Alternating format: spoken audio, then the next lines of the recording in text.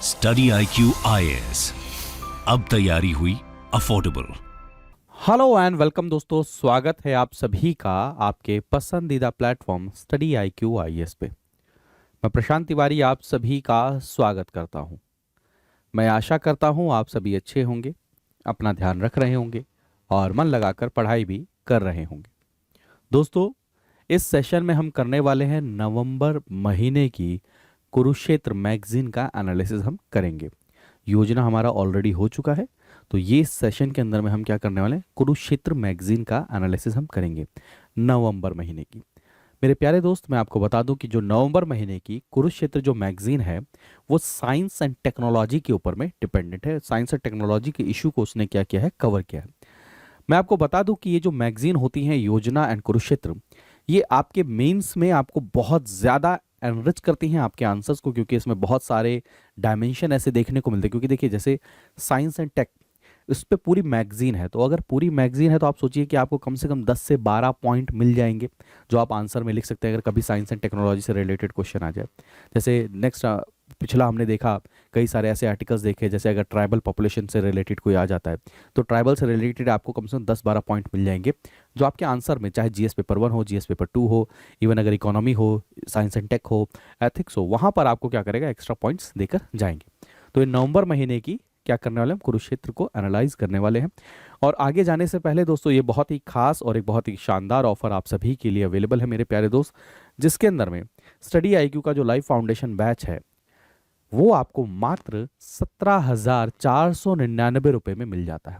बहुत बड़ा, बहुत बढ़िया अपॉर्चुनिटी है और बहुत शानदार ये अपॉर्चुनिटी है। मैं पर्सनल लेवल पे आपको कहूँ कि इससे बड़ी अपॉर्चुनिटी आपके लिए कुछ नहीं हो सकती है कि आपको 17,499 रुपये में आपको ये पूरा कोर्स मिल जाए। और इस कोर्स में क्या क्या रहेगा, एक बार मैं आपको इन्फॉर्मेशन दे दूं। और ये ऑफर जो है, यानी कि 17,499 का है, सिर्फ और सिर्फ आपका 30 नवंबर तक ही ऑफर रहने वाला है। उसके बाद में ये ऑफर आपके लिए नहीं रहेगा। तो इसके अंदर में क्या क्या चीज़ें मिलेंगी आपको, जीएस मिलेगा, प्रीलिम्स प्लस मेंस के लिए मेरे दोस्त, सबसे पहली बात। दूसरी चीज़ आपको यहाँ पर मिलेगी, आप देखेंगे अगर मेंटोर, ये सबसे इंपॉर्टेंट फीचर है इसका, जहाँ पर आपकी पूरी प्रिपरेशन के दौरान में आपके साथ में क्या रहेंगे, मेंटोर रहेंगे। आपको यहाँ पर CSAT की क्लासेस मिलेंगी, इसको भी आपको कहीं नहीं जाना। आपको इसके साथ में और क्या क्या चीज़ें मिलेंगी दोस्त, आपको यहाँ पर क्या नाम है, आपके टेस्ट सीरीज मिलेगी, चाहे वो प्रीलिम्स हो, चाहे वो फिर उसके बाद में मेंस हो, मेंस आंसर राइटिंग प्रोग्राम हो गया। आपको करंट अफेयर्स की वीडियो मिलेंगी, इवन आपको क्या नाम है यहाँ पर दोस्तों साथ में करंट अफेयर की PDF मिलेंगी, हैंड रिटन नोट्स मिलेंगे। ये सब कुछ आपको मिलेगा मात्र 17,499 रुपये में। तो आज ही एनरोल करिए, देर मत करिए। PRT लाइव कोड आपको क्या करना है, यूज़ करना है, इसको आपको देर नहीं करना है दोस्तों। तो आज ही एनरोल करना है, 30 तारीख से इसके क्लासेस शुरू हो जाएंगी। और एक और चीज़, आप में से कई सारे लोग फाउंडेशन यानी कि बेस अपना स्ट्रॉन्ग करना चाहते हैं। तो अगर बेस को बनाना चाहते हैं, बेस को स्ट्रॉन्ग करना चाहते हैं, तो ये भी अपॉर्चुनिटी आपके लिए कि मात्र 1499 यानी कि 1500 रुपये में आपको स्टडी IQ पर लाइव फाउंडेशन, किस चीज़ का, NCERT का लाइव कोर्स मिलेगा। NCERT का जो हर एग्जाम के लिए क्या रहेगा, रेलेवेंट रहेगा, इंपॉर्टेंट है।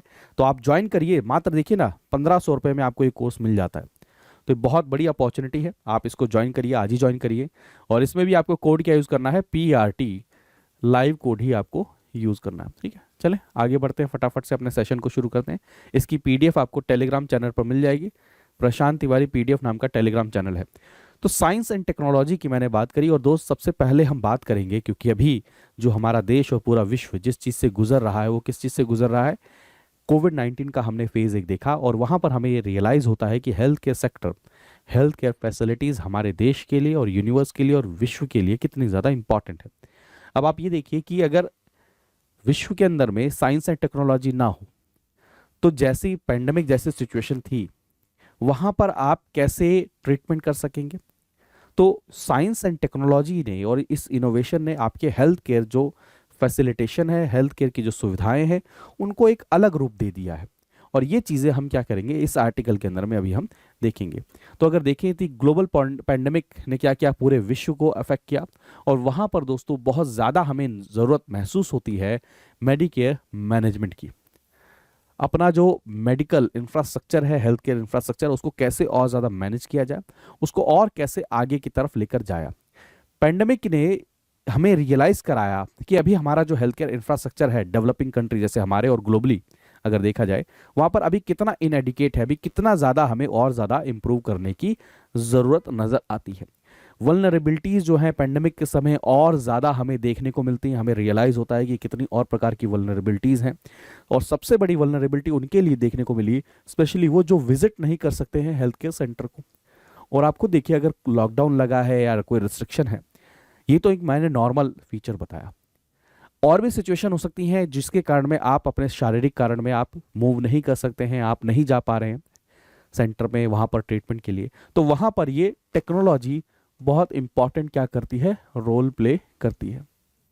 ठीक, तो अगर यहाँ से हम इस चीज़ को देखने की शुरू करें, तो अगर हम टेक्नोलॉजिकल प्रोसेस को देखें, प्रोग्रेस को देखें और डिजिटाइजेशन ऑफ हेल्थ केयर को देखें, तो इसमें इंडिया धीरे धीरे क्या कर रहा है, बहुत ज़्यादा प्रोग्रेस कर भी रहा है। तो health care slowly shifting away from health care facilities, focusing primarily on patient home facilities as the fear of covid infection. अब आप देखें जो ओपीडीज हैं उसकी जगह पे क्या हो रहा है, ऑनलाइन कंसल्टेशन हो रहा है, टेली मेडिकल क्या हो रहे, कंसल्टेशन हो रहे हैं, वर्चुअल काउंसलिंग हो रही है। यहाँ पर आप देखिए इवन दोस्तों अगर आप देखें बोर्ड ऑफ गवर्नर्स क्या है, जो आपका मेडिकल काउंसिल ऑफ इंडिया है, उसने क्या किया, ये इशू किया टेली मेडिसिन प्रैक्टिस गाइडलाइंस को क्या किया उन्होंने जारी किया, ये देखते हुए कि ऑनलाइन चीज़ें कैसे हो रही हैं। और एक और चीज़, ये चीज़ अगर क्या करेगी, अगर आप देखिए चीज़ें ऑनलाइन अगर होने लग जाती हैं तो वो हेल्प क्या करती हैं आपके जो अर्बन एंड रूरल एरिया में जो गैप है, क्योंकि अभी आप ये चीज़ देखते हैं कि इलाज कराने के लिए मैक्सिमम लोग शहर की तरफ भागते हैं, बड़े बड़े सेंटर, बड़े बड़े स्पेशलाइज्ड डॉक्टर की तरफ में भागते हैं। तो अगर मान के चलिए टेक्नोलॉजी का हम सही से इस्तेमाल करें तो अर्बन और रूरल जो ये गैप है उसको हम क्या कर सकते हैं, फिल कर सकते हैं, उसको हम कर सकते हैं। अगला देखें अगर तो कोविड-19 पैंडेमिक के समय पर एक और चीज़ हमें नजर आती है, national digital health mission. Already UPSC पे इससे रिलेटेड क्वेश्चन आ चुका है।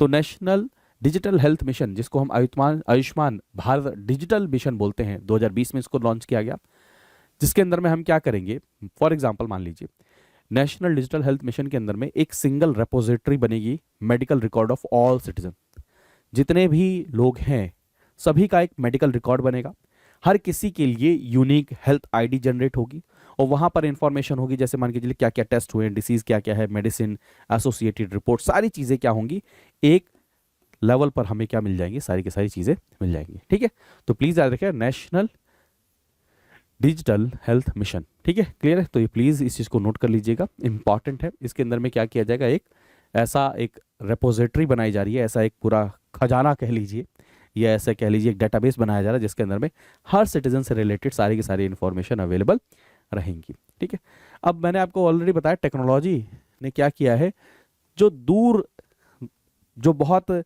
वैसे इलाके में रहते हैं जहाँ तक अभी कनेक्टिविटी नहीं पहुँचाई, वहाँ तक भी आप हेल्थ केयर फैसिलिटीज़ को एक्सेस कर सकते हैं ऑनलाइन के माध्यम से। तो टेक्नोलॉजी ने बहुत बड़ी चीज़ करी है। अगर भारत में देखें तो अभी भी 65% जो जनसंख्या है हमारी, 65% जो पॉपुलेशन है, अभी भी वो रूरल एरिया यानी कि ग्रामीण एरिया में रहते हैं। इसलिए दोस्तों उनको टाइमली और क्वालिटी वाली अगर उनको क्या नाम है कंसल्टेशन मिले और वो भी ऑनलाइन के माध्यम से मिल जाए, तो ये क्या करेगा, एक बहुत बड़ा रिवोल्यूशन ले आएगा हेल्थ केयर सेक्टर के अंदर में। ठीक है, क्लियर। ठीक है, तो रूरल कम्युनिटी के द्वारा क्या चैलेंज फेस किया जाता है, is a lack of health care expertise. वहाँ पर ज़्यादातर जो एक्सपर्ट, ज़्यादातर जो हाईली क्वालिफाइड हमें डॉक्टर देखने को नहीं मिलते हैं, स्पेशलाइज्ड ट्रेनिंग वाले प्रोफेशन के नहीं मिलते हैं। तो अगर हम देखें, ना सिर्फ वो एक्सेस कर सकते हैं डॉक्टर का, बल्कि एक और चीज़ तो हो सकती है, वहाँ पर जो एग्जिस्टिंग हमारे पास में वर्कफोर्स है, हम उसको ट्रेन भी तो कर सकते हैं इन्हीं डिजिटल टेक्नोलॉजीज के थ्रू। उनको हम क्या कर सकते हैं, एग्जिस्टिंग जो हेल्थ केयर प्रोफेशनल्स हैं उनकी नॉलेज को, उनके स्किल्स को हम क्या कर सकते हैं, अपग्रेड कर सकते हैं। ठीक है, तो virtual reality can be used in rural areas to assist health care professionals with training and experience through the training simulation. Virtual reality आप सभी जानते हैं, वो लगा लिया आँख पे और ऐसा लगता है सब कुछ रियल में हो रहा है। आप खुद सोचिए अगर उसके थ्रू आप हेल्थ केयर जो फैसिलिटीज़ प्रोवाइड करा रहे हैं, हेल्थ केयर में जो प्रोफेशंस हैं, जो प्रोफेशनल हैं, उनको अगर ये चीज़ें प्रोवाइड कराना शुरू कर दें तो कितना उनको रियल टाइम एक्सपीरियंस मिलेगा और उस एक्सपीरियंस को वो क्या कर सकते हैं, वहाँ पर रिमोट एरियाज में उसको अंदर में क्या कर सकते हैं, ट्रीटमेंट में यूज़ कर सकते हैं। तो अगर इसका कंक्लूजन देखा जाए तो एक कलेक्टिव हेल्थ केयर सिस्टम बनाने की ज़रूरत है, जहाँ पर हम high quality and efficient care क्या कर सकें, लोगों तक पहुँचा सकें, वो भी कब, किसे, अफोर्डेबल कॉस्ट पे और एक्सेसिबल फॉर ऑल। तो प्लीज़ याद रखिए, ये डेफिनेशन आप किसी भी मेंस के आंसर में लिख सकते हैं, जहां पर कहीं पर भी हेल्थ केयर फैसिलिटी की बात हो जाए तो आप कह देंगे N effective healthcare system of a nation is determined by ability to deliver high quality and efficient care that is affordable and accessible। तो इस चीज को इंश्योर करने के लिए अभी हमें मल्टीफोल्ड वे में क्या करना है, हमें आगे की तरफ जाना है, और इसके अंदर में टेक्नोलॉजी बहुत एक इंपॉर्टेंट एस्पेक्ट रोल प्ले कर सकता है। तो आप ये आंसर इसका लिखेंगे। नेक्स्ट अगर देखें, conservation of natural resources, already इसके ऊपर में बहुत ज़्यादा हम डिबेट एंड डिस्कशन करते रहते हैं। नेचुरल रिसोर्सेज दोस्तों, तो नेचुरल रिसोर्सेज में सारी चीज़ें आ गई, जल आ गया, वाटर आ गया, एयर हो गया, फॉसिल फ्यूल हो गए, सारी चीज़ें हैं, है ना। तो उनको कैसे कंजर्व किया जाए उसके रिगार्डिंग ये आर्टिकल है। तो अगर हम देखें तो अभी कुछ कॉन्स्टिट्यूशनल टर्म्स को देख लें, तो अगर एनवायरमेंट जो टर्म है पूरे के पूरे कॉन्स्टिट्यूशन के अंदर में हमें कहाँ देखने को मिलता है, तो पहली बार अगर इसको देखा जाए वो इंट्रोड्यूस किया गया हमारे कॉन्स्टिट्यूशन में first time in year of 1976 through the 42nd constitutional amendment act, जहां पर हम ये कहते हैं आर्टिकल 48 सब क्लॉज ए के तहत में कहते हैं कि स्टेट की रिस्पॉन्सिबिलिटी है एनवायरमेंटल प्रोटेक्शन के लिए। क्या है, स्टेट की रिस्पॉन्सिबिलिटी है एनवायरमेंटल प्रोटेक्शन के लिए, which says that state shall endeavour to protect and improve the environment and to safeguard the forest and wildlife. 51 sub clause A के अंदर में अगर हम देखें, उसके अंदर में फिर जी देखें, वो क्या कहता है 51 सब क्लॉज ए, ये देखिए ये क्या है, ये आपका डीपीएसपी है ना, ठीक है, और कौन सा पार्ट 4, और उसके बाद में ये है आपका फंडामेंटल ड्यूटी पार्ट 4 ए, है ना, पता है आपको सभी, ठीक है। इसके अंदर में क्या कहता है, ये ड्यूटी डिजाइन करता है, ये कहता है कि fundamental duty mention that it shall be the duty of every citizen of India to protect and improve the natural environment. The environment in its definition encompasses all entities, अब मैंने आपको बताया man made, natural, external, one self, human kind, future, सारी चीजें इसके अंदर में क्या हो जाती है, इंक्लूड हो जाती हैं। तो अभी तक हमने इस कंटेक्स्ट में गवर्नेंस की तरफ में आगे कहाँ कहाँ गए, हमने क्या क्या इनिशिएटिव्स लिए हैं, तो उसके अंदर में सबसे इंपॉर्टेंट ये डिस्कस किया गया इस आर्टिकल के अंदर में objectives of national environment policy 2006। तो प्लीज याद रखिएगा, नेशनल एनवायरनमेंट पॉलिसी 2006 किसके द्वारा, ministry of environment, forest and climate change के द्वारा लाया गया। और इसके अंदर में क्या किया गया कि जो क्रिटिकल एनवायरमेंटल रिसोर्सेज हैं उनको क्या करना है, कंजर्व करना है। और कंजर्व करते हुए दोस्तों आपको लाइवलीहुड की सिक्योरिटी भी चाहिए, किसके लिए, पुअर के लिए। आपको इंश्योर करना है कि जो एनवायरमेंटल रिसोर्सेज हैं उनका इक्विटेबल एक्सेस रहे हर सेक्शन ऑफ सोसाइटी के पास में, इन पर्टिकुलर पुअर कम्युनिटीज के पास में, जो बहुत ज्यादा डिपेंडेंट है किसके ऊपर में, एनवायरमेंटल रिसोर्सेज के ऊपर में। ठीक है, समझ रहे हो कि एनवायरमेंट के जो रिसोर्सेज हैं वो इक्विटेबली क्या हो, एक्सेसिबल हो पुअर के पास में, हर सेक्शन ऑफ सोसाइटी के पास में उनके पास का क्या है हो, एक्सेस हो। प्लस में एनवायरमेंटल गवर्नेंस, यहां पर हम बात कर रहे हैं कि एनवायरमेंट के अंदर में गुड गवर्नेंस को कैसे लेकर आया जाए, साथ में कंजर्व तो किया ही जाए, कैसे ये भी इंश्योर किया जाए कि एनवायरमेंट फले फूले भी और साथ में वो हमारी इकोनॉमी को भी क्या करे, अच्छे तरीके से कंट्रीब्यूट करे, एनवायरमेंट की जो सुविधाएं हैं वो equally her section of society को मिले। ये सब हिस्सा किसके अंदर में आ जाता है, गवर्नेंस के अंदर में आ जाता है। Enhancement of resources of environmental conservation, इसके अंदर में आप हायर टेक्नोलॉजीज का यूज करने की बात कर रहे हो, ट्रेडिशनल लैंग्वेज का यूज करने की बात करो, जिसके कारण में आप रिसोर्सेज को क्या कर रहे हो, एनहांस कर रहे हो। तो एनवायरमेंट रिलेटेड इंटरवेंशन की बात करें या इनिशिएटिव लिए गए हैं जो गवर्नमेंट के द्वारा, आप सारे के सारे एक्ट देख सकते हैं, environment protection act, water prevention act, water cess act, आप नाम लीजिए, सारी चीजें अवेलेबल हैं, बायोडाइवर्सिटी एक्ट 2002, यहां तक हम आ चुके हैं। तो इतने सारे हमने इनिशिएटिव लिए जो क्या है, गवर्नेंस का हिस्सा है, किस चीज का, गवर्नेंस का हिस्सा। अब दोस्तों जब हम बात कर रहे हैं एनवायरनमेंट की तो ऐसा हो ही नहीं सकता कि लाइफ का हम जिक्र नहीं करें। तो रिसेंट टाइम में क्लाइमेट चेंज और एनवायरनमेंट के जो इश्यूज हैं, जो कंसर्न है, वो ग्लोबल लेवल पर छाए हुए हैं। और उसी कड़ी में दोस्तों हमारे जो प्रधानमंत्री मोदी जी हैं उन्होंने COP26 यानी कि ग्लासगो के अंदर में बोला कि हमें लाइफ को बढ़ाना अपनाना चाहिए। तो लाइफ क्या है, लाइफस्टाइल फॉर एनवायरनमेंट, यानी कि हर इंडिविजुअल का उन्होंने कोशिश ये करी कि पीपल यानी कि जो लोग हैं पूरे वर्ल्ड के अंदर में वो एनवायरनमेंट कंजर्वेशन के प्रति क्या हो, जागरूक हो। तो लाइफस्टाइल फॉर एनवायरनमेंट ऐसा उन्होंने कहा जहां पे एनवायरनमेंट कॉन्शियस आपका लाइफस्टाइल होना चाहिए। आपका लाइफस्टाइल ऐसा होना चाहिए कि वो इंश्योर करे कहीं आप जाने अनजाने में एनवायरनमेंट को तो नुकसान नहीं पहुंचा रहे हो। इस चीज को देखते हुए क्या किया जाए, लाइफ के बुक को क्या किया जाए, प्रमोट किया जाए। ठीक है, प्लीज याद रखिए ग्लासगो के अंदर में, COP26 के अंदर में। ठीक है, क्लियर है। तो अब कुछ टेक्नोलॉजिकल इंटरवेंशन को देख लेते हैं कि कुछ टेक्नोलॉजिकल चीजें भी शुरू की गई हैं। साइंस एंड टेक्नोलॉजी का क्या यूज किया गया है हमारे एनवायरनमेंट के कंजर्वेशन के अंदर में। तो प्लीज सबसे पहला याद रखिएगा परिवेश, ये बहुत इंपॉर्टेंट है। ये क्या है, अ सिंगल विंडो है। क्या है, single window integrated environmental management, क्या नाम है, परिवेश, जहां पर आपको एप्लीकेशन फाइल करने से लेकर उसकी स्क्रूटनी से लेकर प्रिपरेशन ऑफ एजेंडा से लेकर क्लियरेंस सब कुछ एक ही जगह पे मिलेगा। सब कुछ एक ही जगह पे मिलेगा। Single window facilitation, single window approval, single window environment interactive portal, सब कुछ कहां पर है, परिवेश। तो आपसे क्वेश्चन पूछा जाएगा परिवेश, रिसेंटली सीन न्यूज, तो आपको पता होना चाहिए किससे रिलेटेड, एनवायरमेंट से रिलेटेड है। अगला देखिए national mission on Himalayan studies.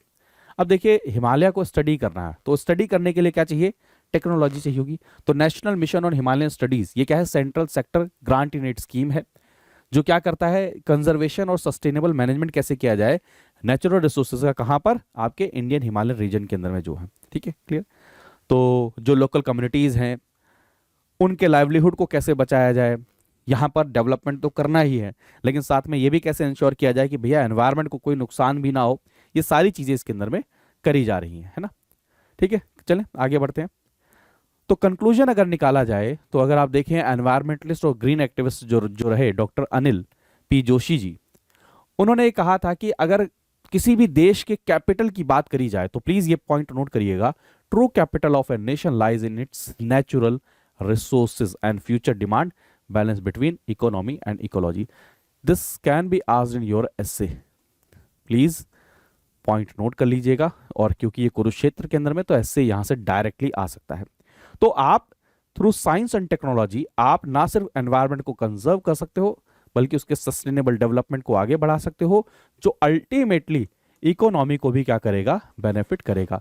क्योंकि यही समस्या हो रही है कि ज्यादातर समय पर अगर हम इकोनॉमी की तरफ जा रहे हैं तो कहीं ना कहीं किसी प्रकार से एनवायरनमेंट को तो हम नुकसान नहीं पहुंचा रहे। तो एक सस्टेनेबल आपको बैलेंस बनाना पड़ेगा दोनों के बीच में। ठीक है, क्लियर है। तो ये बात बार बार कही जा रही है। तो नेक्स्ट आर्टिकल को अगर देखें तो नेक्स्ट आर्टिकल है स्मार्ट वाटर फ्यूचर। अब देखिए पानी जो है दोस्तों वो लिमिटेड है, सीमित है, अनलिमिटेड तो नहीं है। पीने वाला समुद्र वाला पानी उसको अगर प्रोसेस लगा लिया जाए तो एक समय के लिए उसको सॉल्व किया जा सकता है, लेकिन पानी स्कार्स है, लिमिटेड है। इसको जुडिशियली यूज करना, इसको कंजर्व करना, ये सब चीजें किसके अंदर में आ जाती हैं, स्मार्ट वाटर के अंदर में आ जाती हैं। तो आने वाले समय में स्मार्ट वाटर ही विश्व के अंदर में क्या होने वाला है, फ्यूचर होने वाला है।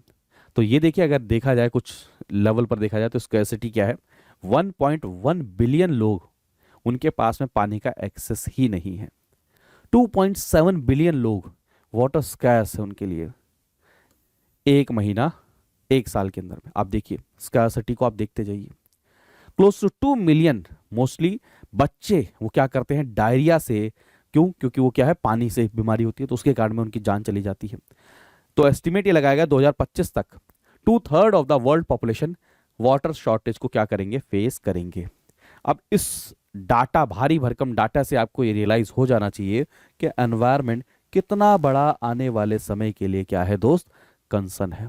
तो वाटर स्कैर्सिटी अगर इंडिया में देखें, हमने ग्लोबल लेवल पर देखा तो भारत की जो पॉपुलेशन है वो क्या है, कॉन्टिन्यूस बढ़ रही है। ये लगातार मैं आपको पढ़ाता रहता हूं कि लगातार हमारी क्या हो रही है, पॉपुलेशन इंक्रीज हो रही है। क्या हो रही है, पॉपुलेशन इंक्रीज हो रही है। और उसके कारण में दोस्तों पानी की डिमांड भी इंक्रीज होगी, लेकिन पानी तो लिमिटेड है। अब पानी अगर लिमिटेड है तो आने वाले समय में पानी की बहुत भारी मात्रा में क्या होने वाली है, भारत के अंदर में कमी होने वाली है। यह बार बार कहा जा रहा है दोस्तों। 2030 तक भारत की जो डिमांड है पानी की वो डबल हो जाएगी। और वो अगर लगातार ऐसे चलता रहा तो बहुत सारे परिवार ऐसे, 100 ऑफ मिलियन लोग ऐसे हैं जो पानी के लिए तरसेंगे। यह है सच्चाई है। फ्रेश वाटर, उसको कैसे कंट्रोल किया जाए, उसको कैसे, पानी को कैसे बेस्ट तरीके से यूज किया जाए। अगर देखें कुछ और एस्पेक्ट को अगर देखने की कोशिश करें, इमीडिएट एक्शन की अगर बात करें, तो हमारे देश के अंदर में 140 billion cubic metre of water waste water के रूप में आता है एनुअली। पर पर्सन अगर देखा जाए, disease burden due to unsafe water and sanitisation was found to be 40 times higher in India than China। यानी कि जब हम पानी वेस्ट कर रहे हैं तो साथ में एक और बहुत बड़ी समस्या हो रही है दोस्त, जो पीने का पानी है वो सेफ क्लीन नहीं मिल रहा है बहुत बड़ी जनसंख्या को, और ये ना होने के कारण में हमारी जनसंख्या क्या है, डिसीज प्रोन, यानी कि बीमारियां होने के भी बहुत सारे क्या है चांसेस हैं। तो उसके लिए एक कॉन्सेप्ट आता है स्मार्ट वाटर। स्मार्ट वाटर का मतलब क्या, ब्रॉडली वाटर को कैसे मैनेज किया जाए, उसको कैसे डिस्ट्रीब्यूट किया जाए, जिसके साथ में उसकी क्वालिटी भी बनी रहे और उसका वेस्टेज भी ना हो, उसको क्या करें आप प्रिजर्व भी कर सके। सस्टेनेबल सप्लाई ऑफ वाटर को कैसे आगे की तरफ लेकर जाए, ठीक है। तो आपको इस पे फोकस करना पड़ेगा कि वाटर का वेस्टेज कैसे ना हो, वाटर सप्लाई को मैनेज करना पड़ेगा, सारी चीजें करनी पड़ेंगी आपको, ठीक है। आपको टेक्नोलॉजीज का यूज करना पड़ेगा, जियोग्राफिक इंफॉर्मेशन सिस्टम का यूज करना पड़ेगा, जिससे आप रियल टाइम मॉनिटरिंग कर सके वाटर सप्लाई को। आप क्या करेंगे, इंटरनेट ऑफ थिंग्स का यूज कर सकते हैं, जिससे आप क्या करें, मतलब मान के चलिए अनइंटरप्टेड मीन्स के लिए जितना समय चाहिए उतने समय के लिए पानी मिले। रिमोट सेंसर्स का यूज कर सकते हैं, ठीक है, जो पानी को मैनेज करने में हेल्प कर सकते हैं। सैटेलाइट और ड्रोन का यूज किया जा सकता है, जो डाटा आपको प्रोवाइड करेंगे। मोबाइल फोन का यूज डाटा यूज किया जाए, जो real time data water quality के बारे में आपको बता सकते हैं, फ्लो कैसा है वो बता सकते हैं। स्मार्ट मीटर यूज किए जा सकते हैं जो रिकॉर्ड करेंगे वाटर कंजम्पशन को, ठीक है, जिसके कारण में क्या होगा, पानी को कंज्यूम करने के अंदर में थोड़ी सी टेंडेंसी कम आएगी क्योंकि वेस्ट ना हो। तो ये सारी चीजें क्या की जा सकती हैं, हमें करी जा सकती हैं। नेक्स्ट है टेक्नोलॉजी एम्पावरिंग द मास। अब दोस्तों ये चीज तो आपने हमेशा पढ़ी होगी, कई लोग तो ये हमेशा कहते हैं कि टेक्नोलॉजी के कारण बहुत सारे लोग बेरोजगार हो जाएंगे, लेकिन कई सारे लोगों के लिए टेक्नोलॉजी एक आविष्कार है जो उनको क्या कर रही है, एम्पावर कर रही है।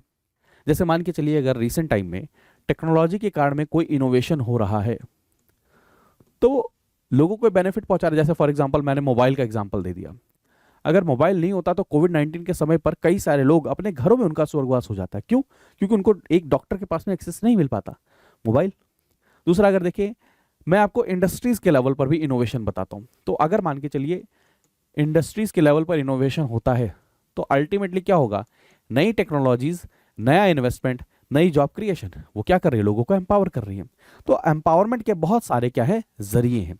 तो अगर देखा जाए तो हमारे देश के अंदर में साइंस एंड टेक्नोलॉजी की फील्ड में रिसेंट ईयर में इन्वेस्टमेंट धीरे धीरे क्या हो रही है, इंक्रीज हो रही है, और इसके कारण में हमारे यहाँ पर जो इनोवेशन का जो माहौल है वो भी क्या हो रहा है, इंक्रीज हो रहा है। ये आपके लिए होमवर्क है, ये बताइएगा कि ग्लोबल इनोवेशन इंडेक्स ये निकालता कौन है। मैं आपको रैंकिंग तो बता दे रहा हूं कि हमारी रैंकिंग क्या है, रिसेंटली रैंक्ड 48th हमारी आई है, क्या आई है, और 2015 में कितनी थी, 81। तो अभी हमारी कितनी है, 40 रैंक आई है, ठीक है, ये चीज याद रखिएगा।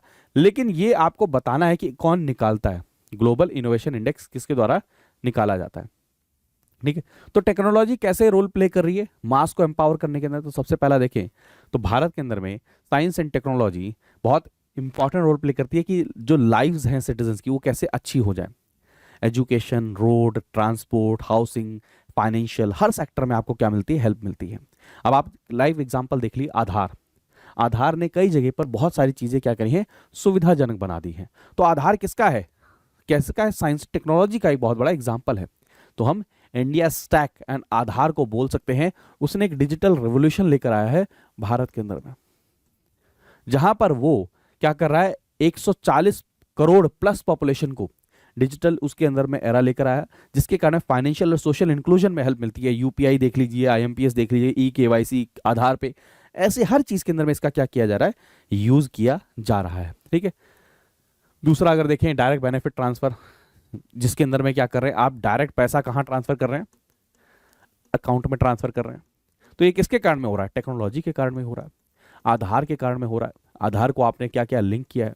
तो ये सारी की सारी चीज़ें हैं। एक और चीज़ याद रखिएगा, ये अभी वाली सरकार ऐसा नहीं है, कई सारे लोग क्या करते हैं 2014 इसका आंसर लगा देते हैं कि 2014 के बाद में शुरू हुआ है। नहीं, ये 2013 में ही शुरू हुआ था, लेकिन 2014 में इस प्रेजेंट जो गवर्नमेंट है इन्होंने बहुत एग्रेसिवली इसका क्या किया, यूज़ किया, जिसके कारण में क्या हुआ, जो लीकेजेस होते थे उनको कम कर दिया गया, और जो डिलेज होते थे कि भैया आज नहीं कल मिलेगा परसों मिलेगा, उसको भी कम कर दिया, डायरेक्ट अकाउंट में ट्रांसफर हो गया।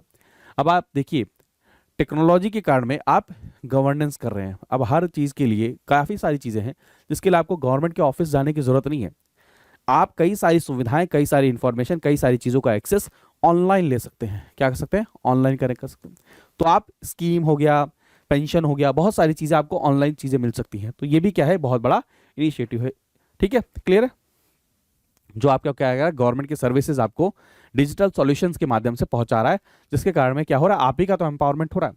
दूसरा अगर देखा जाए NPCI, national payment corporation of India, UPSC में ऑलरेडी क्वेश्चन आ चुका है। ठीक है, ये क्या है, आने वाले समय में, अभी तो हो चुका है, पेमेंट के सिस्टम के अंदर में जो आप ऑनलाइन पेमेंट करते हो, यूपीआई पेमेंट करते हो, 1 सेकंड नहीं लगता आपको। ये भी क्या है, टेक्नोलॉजी ने आपको एम्पावर ही तो किया है कि आपको हर समय बैंक जाकर वहां पर लाइन लगाकर पैसा निकालने की जरूरत नहीं है। आप जाएं, आप तुरंत क्या करें, उस पे ऑप्शन पे क्लिक करें और वहां पर क्या कर सकते हैं, कुछ भी परचेस कर सकते हैं। तो ये क्या कर रहा है, आपको एम्पावर ही कर रहा है। कितने सारे बिजनेसेस को इसने एम्पावर कर दिया, कितने सारे जो शॉपकीपर है, रिटेलर है, उनको एम्पावर कर दिया। क्यों, क्योंकि उनको अब जाने की जरूरत नहीं है बैंक में, वो डायरेक्ट उनके अकाउंट में पैसा क्या है, ट्रांसफर हो जा रहा है। तो ये सारी की सारी क्या है, बहुत बड़े बेनिफिट हैं।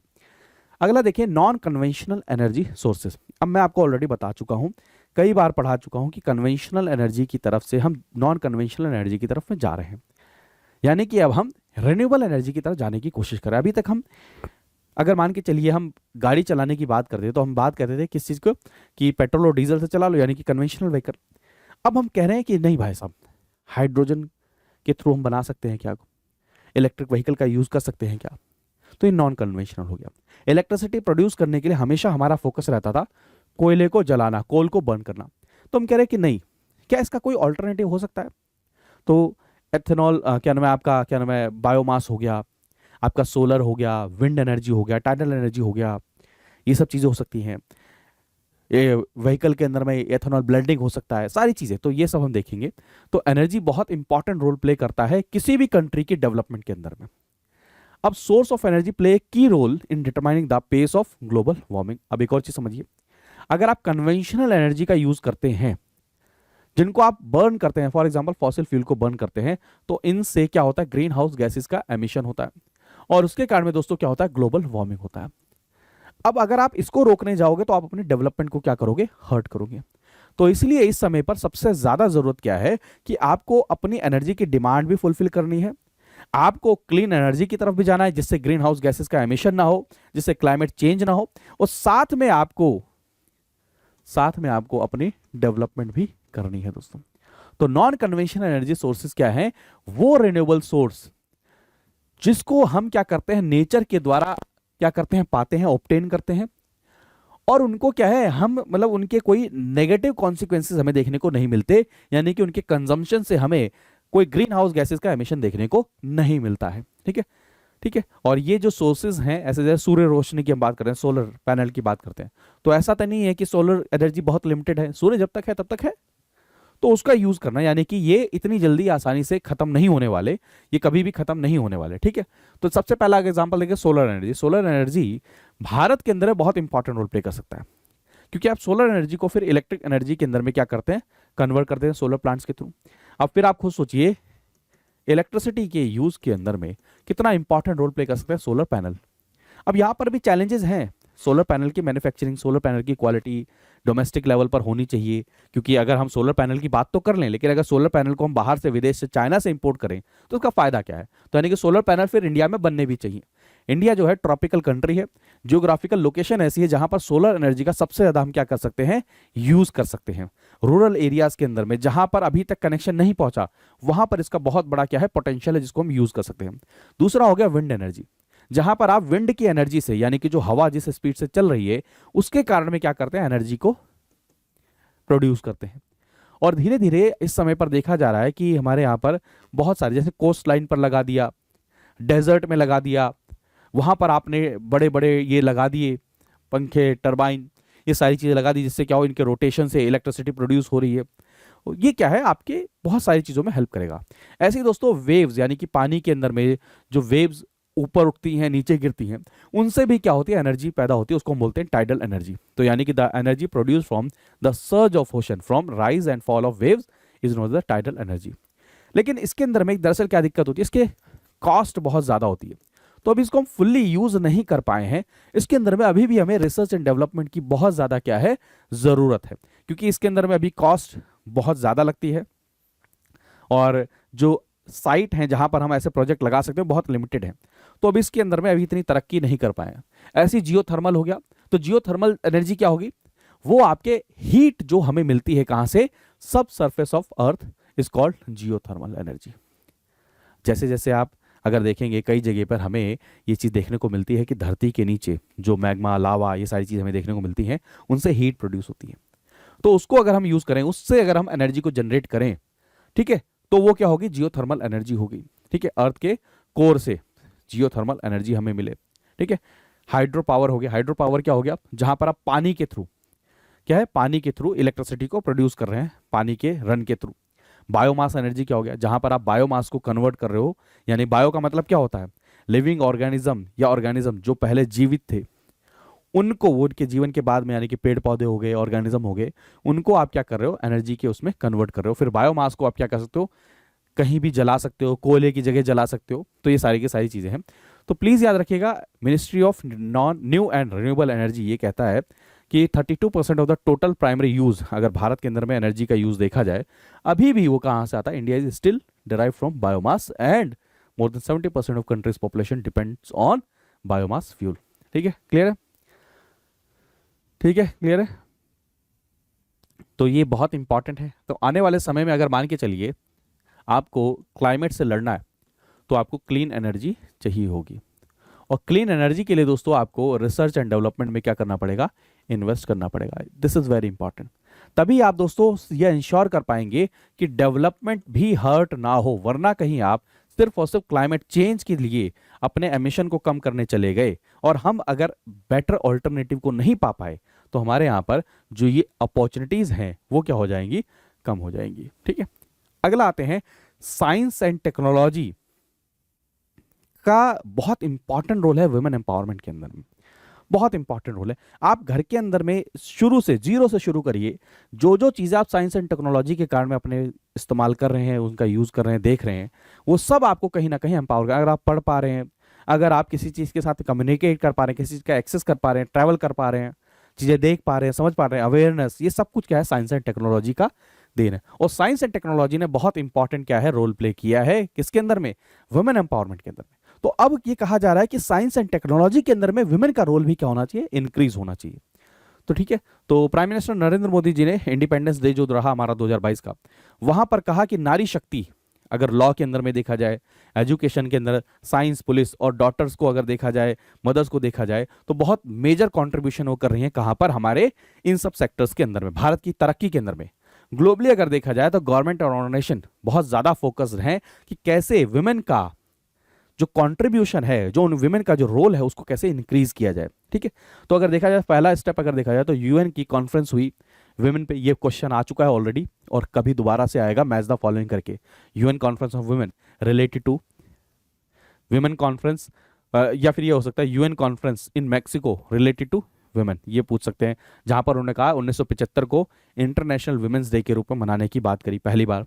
ठीक है, फिर अगर देखें तो 4th यूएन वर्ल्ड कॉन्फ्रेंस हुई वुमेन के ऊपर है, कहां पर, बीजिंग के अंदर में 1995 में। क्रोनोलॉजी पूछी जा सकती है, ये भी पूछा जा सकता है, जहां पर उन्होंने कहा कि अपॉर्चुनिटीज क्रिएट करनी है हमें, जिससे वर्क प्लेस में महिलाएं क्या कर सके, काम कर सकें। तो women in science and technology अगर भारत के अंदर में देखा जाए 1950 से 2000 तक, तो पहले तो शुरू में हमारे यहाँ पर भारत में महिलाओं का रोल बहुत लिमिटेड रहा, अंडर रिप्रेजेंटेटेड रही, ग्लोबली भी और भारत के अंदर में भी। ठीक है, लेकिन 1958 के अंदर में, यानी कि first science and technology policy जो आई भारत के अंदर में, जिसको हम साइंटिफिक पॉलिसी बोलते हैं, रेजोल्यूशन बोलते हैं 1958 का, उन्होंने वुमेन का रोल को क्या किया, एक्नॉलेज किया, किसके अंदर में, साइंस एंड टेक्नोलॉजी के अंदर में। फिर 1960 से 1980 तक बहुत सारी महिलाएं ना इंसा, एनएलएस, आईएएससी, इन सब के अंदर में, यानी कि साइंटिफिक एडवांसमेंट में आगे बढ़ी। ठीक है। Science and technology for women, doctor MS Swaminathan ji ने ये चीज़ शुरू करी। चैप्टर किसके अंदर में, 5 ईयर प्लान के अंदर में लेकर आए। ठीक है, वुमेन एंड डेवलपमेंट को ऐड किया। आप देखिए ना, फर्स्ट फोकस्ड अगर मूव देखा जाए तो कब नजर आता है हमें, 6th 5 ईयर प्लान के अंदर में। प्लीज इस पॉइंट को नोट कर लीजिएगा, तो आपसे पूछा जाएगा 6th 5 ईयर प्लान जिसने ड्राफ्ट किया, जिसने शुरू किया, MS स्वामीनाथन जी ने।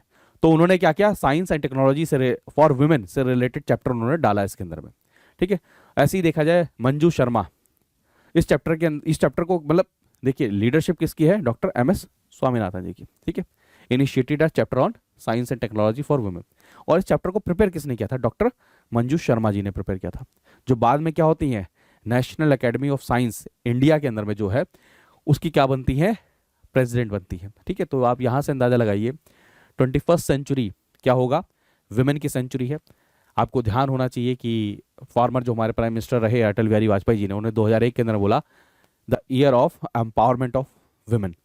अटल बिहारी वाजपेयी जी ने बोला कि अगर आपको डेवलप होना है, अगर आपको आगे बढ़ना है, तो उस देश के अंदर में नारी और नारी का रोल बहुत इंपॉर्टेंट हो जाता है, क्योंकि वो सिर्फ और सिर्फ फाइनेंशियली इंडिपेंडेंट नहीं होंगी, आपके यहाँ पर इकोनॉमिक एजेंट के रूप में नहीं आएंगे, बल्कि सोशल और इकोनॉमिक कंडीशन पर भी वो आपको क्या करेंगी, बहुत ज़्यादा हेल्प करेंगी, हेल्थ के अंदर में हेल्प करेंगी। अगर आप न्यूट्रिशन वैल्यूज़ के अंदर जाएंगे तो भी वुमेन का रोल क्या करेगा, धीरे धीरे न्यूट्रिशन वैल्यूज़ में, अगर आप कहते हो माल न्यूट्रिशन बहुत बड़ी समस्या है, तो अगर आप विमेन ओरिएंटेड अगर प्रोग्राम बनाते हो तो बाय डिफॉल्ट ये कहा गया है कि वो अल्टीमेटली बेनिफिट करेगा हमारे देश की किसके अंदर में, न्यूट्रिशन वैल्यूज़ के अंदर में।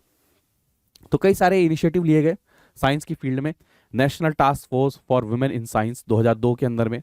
ठीक है, ये आप कह सकते हैं career of women in science, बहुत सारी स्कीम चलाई गई, जैसे आप देखेंगे वुमेन साइंटिस्ट स्कीम चलाई गई। ठीक है, जिसके अंदर वुमेन रिसर्चर को आगे की तरफ किया गया, फैमिली रिस्पॉन्सिबिलिटीज के कारण में जो नहीं कर पा रहे उनको प्रमोट किया जा रहा है। मोबिलिटी स्कीम चलाएगी जिसके अंदर में कॉन्ट्रैक्चुअल रिसर्च अवार्ड दिया जा रहा था। ठीक है, ठीक है, जिसके कारण में वो अपनी सारी चीज़ें नहीं कर पा रहे थे, आगे बढ़ाया जा रहा। विज्ञान ज्योति एक प्रोग्राम है जिसको department of science and technology ने शुरू किया 2019 और 20 में। वो क्या करता है कि यंग गर्ल जो हैं उनको 2 सिटीज़ जो 2 टीयर सिटीज़ की हैं, जो यंग गर्ल हैं, जो थोड़ा सा पढ़ने बहुत अच्छी मेरिट में बहुत अच्छा स्कोर कर रही हैं, उनको क्या दिया जाएगा, स्टेम के अंदर में करियर अपना बनाने के लिए क्या देंगे, अपॉर्चुनिटीज़ दी जाएंगी। Programme promises hand holding and mentoring for girls from their school age till PhD, ये हेल्प करने की बात की जा रही है ना। तो ठीक है, ये प्लीज़ याद रखिएगा कोड कि 2020 के अंदर में 28 फरवरी को हमने इंडिया ने सेलिब्रेट किया national science day with women in science. ठीक है, ये चीज़ें याद रखिए, सारी की सारी चीज़ें हैं। गति, gender advancement for transforming India, transforming institution, India ने ट्रांसफॉर्मिंग इंस्टीट्यूशन, प्लीज़ नोट कर लीजिएगा, मैंने इंडिया बोल दिया। वो क्या है, गति, यानी कि gender advancement for transforming institution. ठीक है, ये किसने लॉन्च किया, department of science and technology ने। ये मिशन मोड प्रोग्राम चलाएंगे जिसके कारण में हायर एजुकेशन के अंदर, रिसर्च इंस्टीट्यूट के अंदर में क्या किया जाए, आपकी जो महिलाएं हैं उनका धीरे धीरे क्या हो, क्योंकि डाइवर्सिटी इक्विटी ये सारी चीज़ें क्या हो, इंक्रीज हो। ठीक है, इसके ऊपर में फोकस किया जाएगा, जेंडर इक्विटी की तरफ में आगे लेकर जाएंगे। तो टेक्नोलॉजी धीरे धीरे क्या कर सकती है, वुमेन को और ज़्यादा एम्पावर करेगी, और वुमेन का टेक्नोलॉजी के अंदर में टेक्नोलॉजी को एम्पावर करेगा। तो ये दोनों चीज़ें क्या है, इंटरलिंक्ड है। नेक्स्ट आर्टिकल देखें, साइंस एंड टेक्नोलॉजी एग्रीकल्चर की फील्ड में। भाई आपको फसल का सर्वे करना है तो ड्रोन का यूज़ कर लो। आपको अगर किसी पर्टिकुलर एरिया में क्या करना है, वहाँ पर अगर पानी देना है तो उसका टेक्नोलॉजी का यूज़ कर लो, वो जो बिल्कुल पर ड्रॉप सारी की सारी चीज़ें, स्प्रिंकलर का यूज़ कर लो। अगर मान के चलिए आपको किसी पर्टिकुलर एरिया के अंदर में फर्टिलाइजर डालना है तो आपको अंदर जाने के लिए टेक्नोलॉजी का यूज़ कर लो। अगर आपको सॉइल के न्यूट्रिशन, क्या न्यूट्रिशन है, क्या सॉइल के अंदर मॉइस्चर है, कौन सी फसल उगानी चाहिए, तो साइंस एंड टेक्नोलॉजी का यूज़ कर लो। यानी कि अगर मान के चलिए कोल्ड स्टोरेज, तो वहाँ पर टेक्नोलॉजी का यूज़ हो गया। रियल टाइम मॉनिटरिंग, टेक्नोलॉजी का यूज़ हो गया। फसल की रियल टाइम मॉनिटरिंग, वो भी टेक्नोलॉजी का यूज़ हो गया। तो साइंस एंड टेक्नोलॉजी भी बहुत इंपॉर्टेंट रोल प्ले कर रही है किसके अंदर में, एग्रीकल्चर फील्ड के अंदर, क्योंकि एग्रीकल्चर हमारे देश के अंदर बहुत इंपॉर्टेंट है, भारत देश की नेशनल फूड सिक्योरिटी के लिए बहुत ज़्यादा इंपॉर्टेंट है। इस सेक्टर के अंदर में अगर देखा जाए लार्जेस्ट सोर्स ऑफ लाइवलीहुड है, सबसे ज़्यादा लोग इसके अंदर में क्या कर रहे हैं, काम कर रहे हैं। The proportion of Indian population depending directly और इनडायरेक्टली ऑन एग्रीकल्चर बहुत ज़्यादा है दोस्तों, किसी भी सेक्टर से सबसे ज़्यादा यहाँ पर हमें नजर आता है। अगर इकोनॉमिक सर्वे को देखा जाए, मैंने ऑलरेडी बताया कि जो आपका हमारे यहाँ पर सबके सब अगर देखा जाए डिक्लाइन चल रहा था सब जगह पर, तो वहां पर हमारे देश के अंदर में एग्रीकल्चर एक ऐसा था जिसने क्या किया, पॉजिटिवली हमें आउटपुट दिया। तो ये साइंस एंड टेक्नोलॉजी तो हो गया, एग्रीकल्चर फील्ड के अंदर में भी हमें क्या करना है, डिजिटल टेक्नोलॉजीज के यूज को आगे बढ़ाना है, जो कि ऑलरेडी बढ़ चुका है।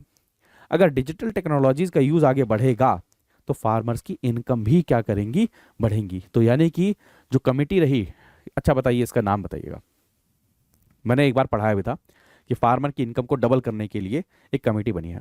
उन्होंने भी कहा कि डिजिटल टेक्नोलॉजी का अगर यूज करते हैं तो क्या होगा, फार्मर की इनकम को हम बहुत अच्छे से आसानी से आगे की तरफ बढ़ा सकते हैं। ठीक है, जैसे ई नामिक, ये भी टेक्नोलॉजी होगी। क्या है, नेशनल एग्रीकल्चर मार्केट। ये क्या है, जहां पर कोई भी किसान अपनी फसल को क्या कर सकता है, बेच सकता है। ठीक है, ठीक है, क्या कर सकता है, बेच सकता है। डिजिटल सर्विस प्रोवाइड की जा रही है, ट्रेडर्स, फार्मर्स, फार्मर ऑर्गेनाइजेशन, जहां पर वो अपने क्या कर सकते हैं, फसल को बेच सकते हैं। पीएम किसान डिजिटल पेमेंट, पीएम किसान को ऑनलाइन 6,000 रुपये हर साल उनके अकाउंट में ट्रांसफर किया जा रहा है। ठीक है, ये क्या है, किसके through, direct benefit transfer 3 instalment के अंदर में। यानी कि ये क्या है, टेक्नोलॉजी का तो यूज किया जा कि खाते में डायरेक्ट चला गया, जिसके कारण में क्या है, किसान उस पैसे का अच्छे से यूज कर सकते हैं। क्या हिस्ट्री रही वो ये चेक कर सकते हैं, कितना पैसा आ चुका है, कितना पैसा यूज हो चुका है, सारी चीजें। ऐसी एक और है एग्रीकल्चर इंफ्रास्ट्रक्चर फंड, ये पढ़ा हमने ऑलरेडी। तो ये क्या है, ये फंड इसलिए क्रिएट किया गया कि medium term debt finance services दी जाए प्रोजेक्ट्स के अंदर में। पोस्ट हार्वेस्ट मान के चलिए, अगर कोई प्रोजेक्ट बनाना है, स्टोरेज बनाना है, कोई इंफ्रास्ट्रक्चर ऐसा बनाना है जो वहाँ से किसान के खेत से बिल्कुल कनेक्टेड है, तो उन सब के लिए क्या, इन्वेस्टमेंट के लिए पैसा, फाइनेंस यहाँ से मिल सके। National project on soil and health fertility, भैया सॉइल को टेस्ट करना, क्या न्यूट्रिशन है उसके अंदर में, क्या उसके अंदर में इनऑर्गेनिक ऑर्गेनिक सोर्सेज की ज़रूरत है, राइट टाइप ऑफ फर्टिलाइजर क्या होगा, कैसे जुडिशियस तरीके से केमिकल का यूज़ किया जाए, ये सारी चीज़ें क्या है, टेक्नोलॉजी के थ्रू ही तो मिल रही हैं। ठीक है, सारी की सारी चीज़ें मिल रही हैं। ऐप बनाना, अब किसान सुविधा ऐप है, ये क्या है, ये क्या करता है, ये आपको इन्फॉर्मेशन देता है, फॉरेस्ट की इन्फॉर्मेशन देगा, वेदर अलर्ट देगा, मार्केट प्राइस देगा, सीड के बारे में जानकारी देगा, सारी चीजें यहां से मिलेंगी। तो ये टेक्नोलॉजी क्या कर रही है, एग्रीकल्चर के अंदर में किसान को क्या कर रही है, एम्पावर कर रही है। ठीक है, ड्रोन का मैंने ऑलरेडी बताया कि आप ड्रोन का यूज कर सकते हैं, आप क्या कर सकते हैं, मतलब अलग अलग प्रकार की टेक्नोलॉजी का यूज कर सकते हैं। यानी कि अगर न्यू डिजिटल टेक्नोलॉजीज को देखा जाए, अगर उनके इनोवेशन को और उनके इन्वेस्टमेंट को आगे बढ़ाते रहे, तो सिर्फ और सिर्फ फायदे ही फायदे हमें देखने को मिलते हैं किसके अंदर में, एग्रीकल्चर सेक्टर के अंदर। ये फार्मर की इनकम को ही बढ़ाएगा, प्रोडक्टिविटी को ही बढ़ाएगा, और ये इंश्योर करेगा कि हम सेल्फ रिलायंट रहें किसके अंदर में, एग्रीकल्चर कमोडिटीज के अंदर में। नेक्स्ट आर्टिकल देखते हैं, technology and innovation in rural economy. ये भी एक बहुत चीज है, जैसे हमने जब किसान की बात करी, खेती की बात करी, तो रूरल एरिया यानी कि ग्रामीण क्षेत्र और वहां की इकोनॉमी, उसके अंदर में भी तो क्या है दोस्तों, टेक्नोलॉजी बहुत इंपॉर्टेंट रोल प्ले कर रही है ना। तो अगर देखें, अभी भी जो देश है हमारा गांव में बस रहा है। India is a land of villages, जहां पर more than 69% of India population कहाँ रह रही है, अभी भी विलेजेस के अंदर में रह रही है। रूरल एरिया के अंदर में अगर टेक्नोलॉजीज का एरिया, साइंस एंड टेक्नोलॉजी का इस्तेमाल करने लग गए, तो डायरेक्टली और इनडायरेक्टली बहुत ज़्यादा बेनिफिट मिलता है। एग्रीकल्चर फील्ड ऑलरेडी बताया, अगर उसके अंदर में आप साइंस का यूज़ करना शुरू करते हैं तो रूरल सेक्टर और वहाँ के लोग, वहाँ की इकोनॉमी को बेनिफिट मिलता है। टेक्नोलॉजी को आप यूज़ कर सकते हो गेनफुल एम्प्लॉयमेंट क्रिएट करने में, रिसाइकलिंग वेस्ट करने में। तो इससे क्या हो रहा है, एम्प्लॉयमेंट क्रिएट हो रहा है, वहाँ पर आप वैल्यू एडिड प्रोडक्ट बना सकते हो, वहाँ पर आप क्या करते हो, ह्यूमन वेलफेयर के लिए काम कर, सैनिटाइजेशन, क्लाइमेट चेंज, इन सब चीज़ों पर काम कर सकते हो। ठीक है, तो साइंस एंड टेक्नोलॉजी का रूरल इकोनॉमी में बहुत इंपॉर्टेंट रोल है। आप नेचुरल रिसोर्सेज को कैसे मैनेज करना, डिजास्टर को कैसे आप प्रेडिक्ट कर सकते हो, आप वहाँ पर कनेक्टिविटी के लिए, रीजनल कनेक्टिविटी के लिए, सर्विसेज प्रोवाइड कराने के लिए, घर घर तक सर्विसेज प्रोवाइड कराने के लिए टेक्नोलॉजी का क्या कर सकते हो, यूज़ कर सकते हो। क्या है, कम्युनिकेशन टेक्नोलॉजीज का यूज़ कर सकते हो। एजुकेशन के लिए आप टेक्नोलॉजीज का यूज़ कर सकते हो कि अपने रिमोट एरिया में उनको एजुकेशन मिले, सारी चीज़ें मिले। तो ये सब कुछ किसके थ्रू, साइंस एंड टेक्नोलॉजी के थ्रू हो सकता है। ठीक है, आप रिलेवेंट डाटा प्रोवाइड करा सकते हो जिससे वो क्या करें, इन्फॉर्म डिसीजन ले सकें।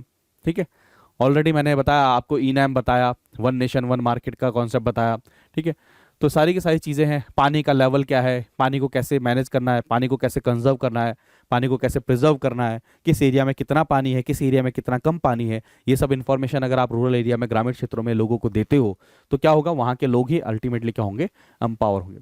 तो साइंस एंड टेक्नोलॉजी के पास में बहुत ज़्यादा पोटेंशियल। आप देखिए, अब आज हमने साइंस एंड टेक्नोलॉजी अगर टॉपिक पढ़ा है तो आप इसको कहाँ, डिफेंस में ऐड कर सकते हो, सिक्योरिटी में ऐड कर सकते हो, स्पेस में ऐड कर सकते हो, एग्रीकल्चर में ऐड कर सकते हो, हेल्थ केयर सेक्टर में ऐड कर सकते हो, एजुकेशन में ऐड कर सकते हो, वुमेन एम्पावरमेंट में ऐड कर सकते हो, कहाँ कहाँ नहीं ऐड कर सकते। तो ये डायमेंशन आपको देता है ये मैगजीन, ठीक है, ये मैगजीन से आपको डायमेंशन मिलती है। तो आई होप आपने इस सेशन को एंजॉय किया होगा। और नवंबर महीने के कुरुक्षेत्र आपके सामने मैं लेकर आया था। और अगर आपने इस सेशन को एंजॉय किया तो प्लीज़ लाइक करना नहीं भूलें। और आगे बढ़ने से पहले दोस्तों, ये 30 नवंबर तक ये ऑफर आपके लिए है। मात्र 17,499 रुपये में आपको ये कोर्स मिल जाएगा। PRT लाइव कोड यूज़ करिएगा। और ऐसे ही दोस्तों एक NCERT का कोर्स है जो मात्र 1499 रुपये में आपको मिलता है, यानी कि 1500 रुपये से भी 1 रुपये कम, यानी कि 1499 रुपये में।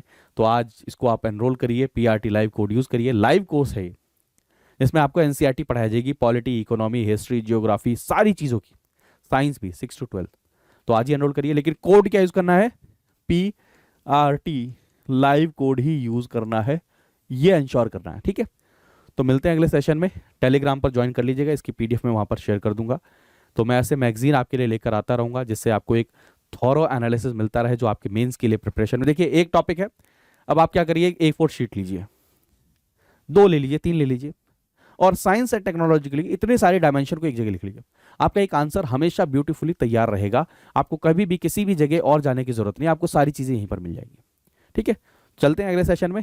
ध्यान रखिएगा, मुस्कुराते रहिएगा, पढ़ते रहिएगा। बाय बाय, टेक केयर दोस्तों, जय हिंद। स्टडी IQ IAS, अब तैयारी हुई अफोर्डेबल।